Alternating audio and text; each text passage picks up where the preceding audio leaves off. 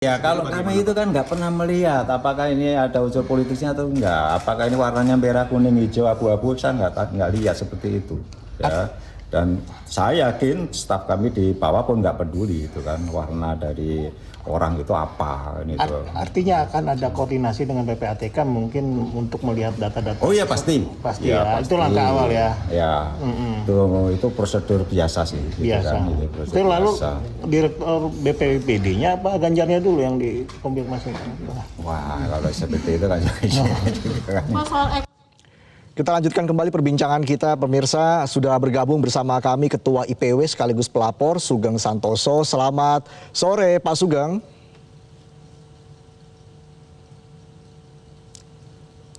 Pak Sugeng, selamat sore.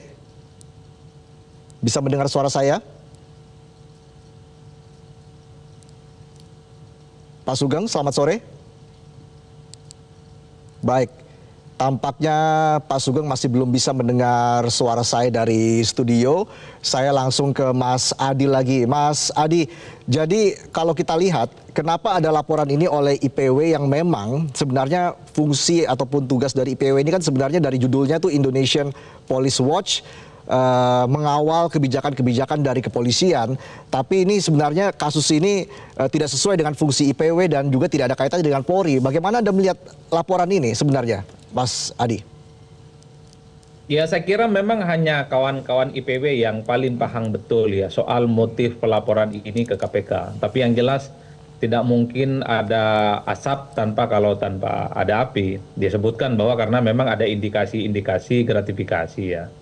Yang menjadi pertanyaan publik sebenarnya ini kan banyak peristiwa-peristiwa politik yang terindikasi kasus korupsi misalnya juga perlu kan dilaporkan ke KPK. Saya kira di situ konteksnya Mas. Jadi inilah yang sebenarnya menjadi tanda tanya publik. Pejabat-pejabat yang selama ini misalnya terindikasi melakukan tindakan-tindakan korupsi juga jarang yang melaporkan kepada pihak yang berwajib. Justru non pejabat publik yang sudah tidak jadi apa-apa dan kebetulan jadi kontestan itu yang dilaporkan ke KPK.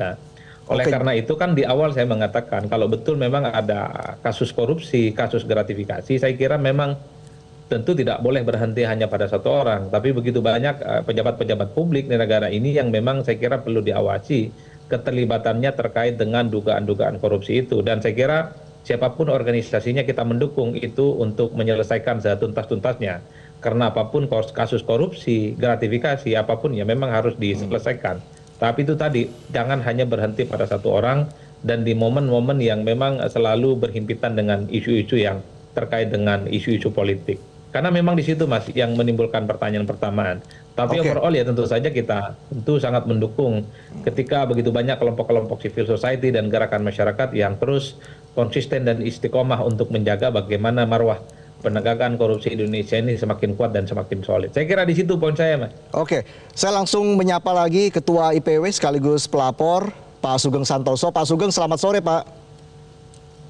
Selamat sore Pak Mas Valentinus. Iya, baik. Sorry. Maaf baru. Baik, Pak Sugeng. Jadi apa sebenarnya tujuan dari pelaporan ini, Pak Sugeng? Karena kan laporan Anda ini disebut syarat politis begitu, dan juga ada pihak-pihak yang mengatakan ini terkesan dipaksakan. Apalagi mengingat posisi Anda sebagai Ketua PSI Bogor, Pak Sugeng. Bagaimana Anda menanggapi tudingan-tudingan itu, Pak Sugeng? Baik, yang pertama ya. Harap dilihat rekam jejak IPW di dalam hal melakukan aksi hukum. Ya, IPW tidak pernah menggembar-gemborkan satu isu digulung ya di media sebelum kasus tersebut dilaporkan kepada yang berwajib. Ya, beberapa yang kami laporkan seperti kami membuka kasus Firly. Kemudian Wamenkumham sekarang adalah terkait dengan laporan dugaan gratifikasi yang terjadi di Bank Jateng ya. Jadi ini betul-betul adalah aksi hukum. Kalau ada yang menyatakan ini sebagai politis, kami tidak mau membantah atau mengaku atau menyetujui. Itu adalah sah saja. Siapapun kemudian merespon. Karena tindakan IPW adalah tindakan yang cukup mengagetkan, ya. Tentu semua pihak berhak untuk merespon dengan berbagai cara. termasuk mungkin nanti adalah respon dalam bentuk tuntutan hukum. Ya, itu yang pertama. Yang kedua, terkait posisi PSI ya. Harus diketahui, saya ditunjuk sebagai ketua PSI 2019. Kemudian saya dipercaya sebagai ketua IPW 2021. Tetapi IPW bukan subordinasi daripada PSI. Ya. Dan dalam rekam jejak saya tidak pernah mengomentari soal isu politik. Mau saya sampaikan. Saya tidak pernah mau mengomentari isu politik. Bahkan ketika ada 3 daerah kabupaten di Jawa Tengah yang diperiksa oleh Polda Jateng, 167 kepala desanya, IPW keras menyuarakan mengkritik Polri bahwa 3 kabupaten tersebut adalah kantong-kantong PDI, ya, sehingga IPW mengkritisi tindakan daripada polisi ini bisa dinilai sebagai indikasi intimidasi dan tindakan politik. Oleh karena itu kemudian Polda Jateng menghentikan proses pemeriksaan itu, melakukan prosedur pemeriksaan biasa. IPW juga bersuara ketika Aiman diperiksa oleh Polda Metro Jaya sebagai juru bicara TKN. IPW juga mengkritisi dalam tanda kutip intimidasi polisi kepada saudara Butet Kertarejasa ya.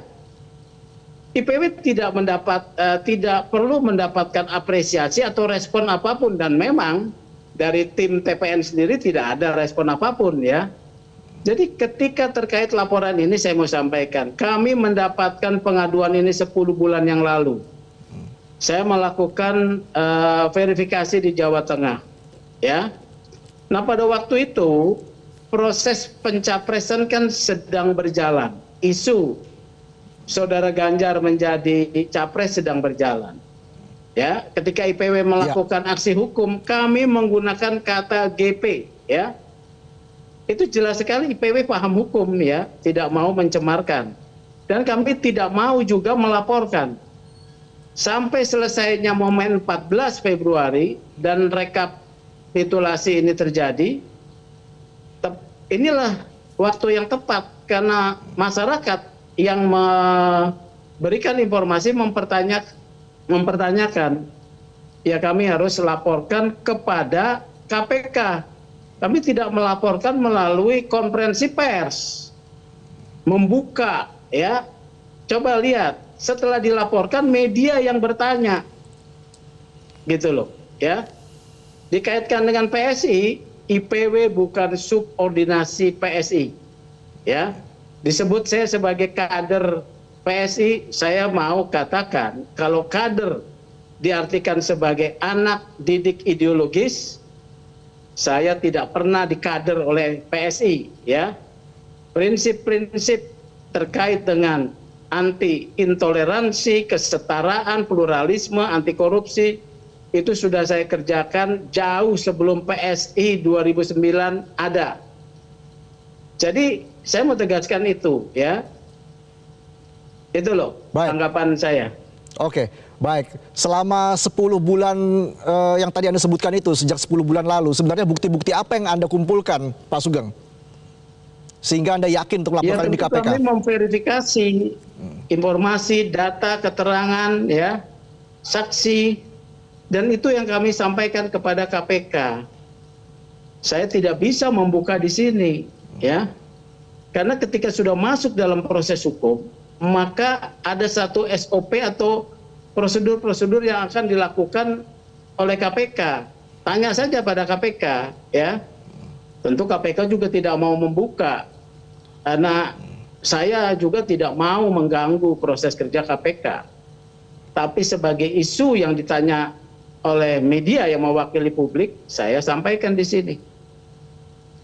Oke, dari 10 bulan yang lalu, artinya hari Selasa kemarin, kenapa menurut Anda itu waktu yang tepat untuk melaporkan kasus dugaan gratifikasi ini ke KPK, Pak Sugeng? 14 Februari kan sudah pencoblosan, ya. Kemudian hitung rekapitulasi real account juga sudah ada. Jadi kita sudah tahu hasilnya, gitu loh. Kalau yang dilaporkan ini kemudian misalnya pemenang, wah itu bisa politis. Kalau ada juga pengaduan masyarakat terkait pihak siapapun, seperti tadi Pak Mas Adi Prayitno menyampaikan, kami siap untuk mewakili masyarakat melaporkan dugaan tindak pidana korupsi pihak-pihak, apalagi dia adalah calon pemimpin kita ya, karena kita kan menghendaki bahwa calon pemimpin kita itu bebas dari korupsi, seperti itu. Oke, baik, nanti saya juga akan bertanya kepada Mas Ciko, tapi kita harus jeda dulu, kami akan kembali saat lagi. Jelajahi cara baru mendapatkan informasi. Download Metro TV Extend sekarang.